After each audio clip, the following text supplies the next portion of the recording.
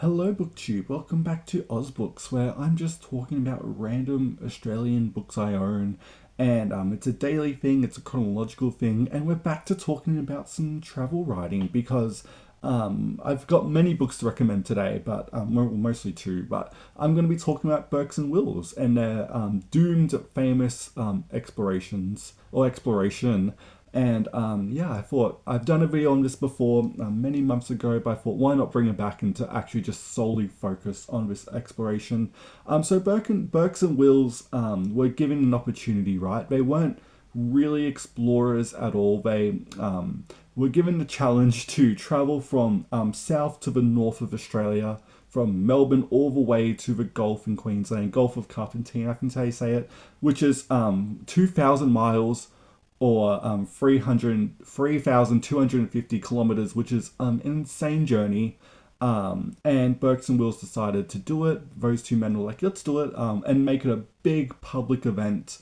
Really just, show off themselves as being, we're just as good as, John McDowell Stewart or a lot of other explorers at the time.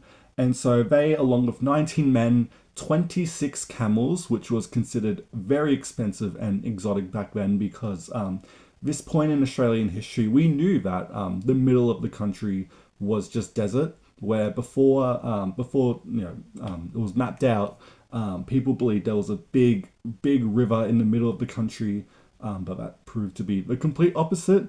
And yeah, 15,000 people watched Burks and Wills and those men leave to go on this epic doomed journey because they were very short of supplies. They didn't predict the weather to be as bad as it was. And a quarter of the way through their journey up, they completely ran out of supplies. There was a big meeting at Digtree, which is really famous, and Burks and Wills were like, "We've still got to keep going." And they decided to go with John King, and the three of them continued on their journey up into Queensland. Well, everyone else had to just pretty much sit there and wait for a couple, months, literally just waiting. And so those three men decided to go up by themselves. We know bits and pieces of what happened on the way because only one of them survived. Altercations with indigenous people after obviously they all saw those three men slugging it through the bush.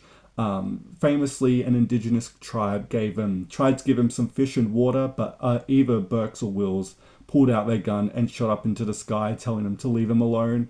And they were probably just, watching Burks and Wills and John out of morbid curiosity to see how far can these pasty white men go.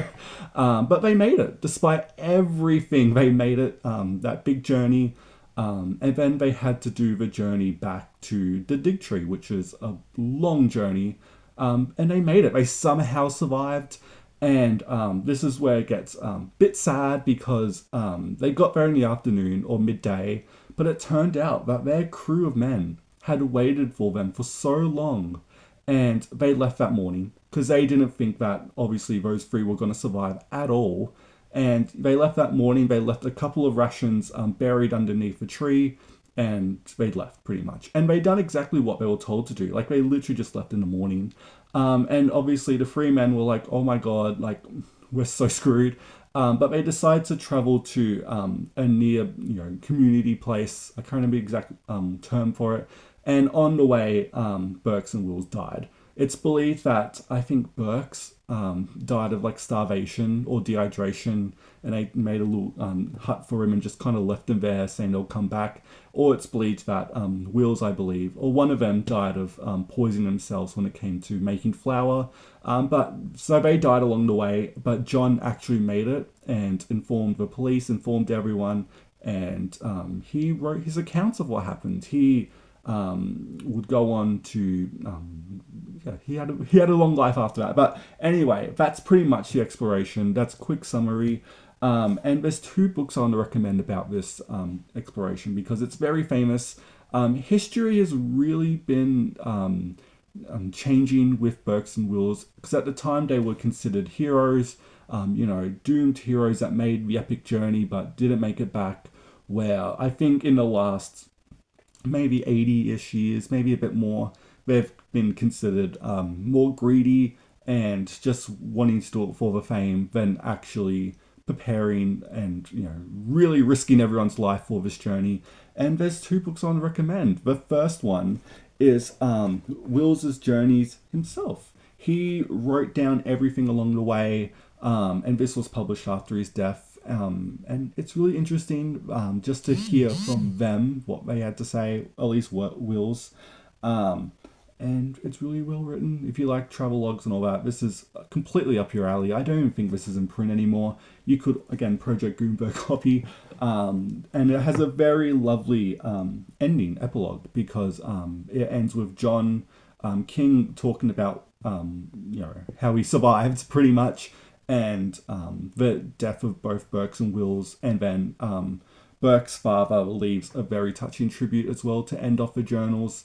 And it's a very sweet book about that. Again, if you like traveling, travel memoirs and all that, this could be up your alley. But if you're gonna do the one non-fiction book about Burks and Wills, the older you go, the more, again, I can't say that word, the more respectful they tend to be. They tend to, put them on a pedestal, which I don't really agree with.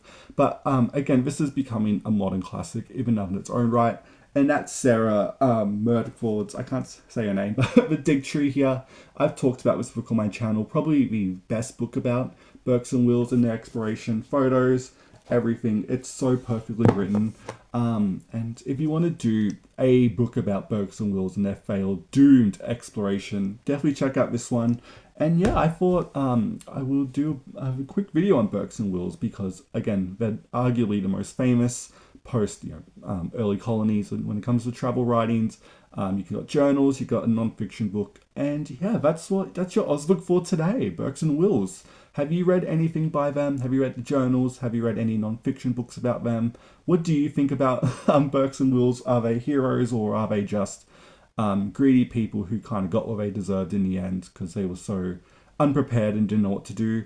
And again, when you compare Burks and Wills to someone, again, like John McDowell Stewart, who literally went on 6, epic exploration journeys, and no one died on his journeys. Like, yes, they were sick with scurvy and all that, but no one died.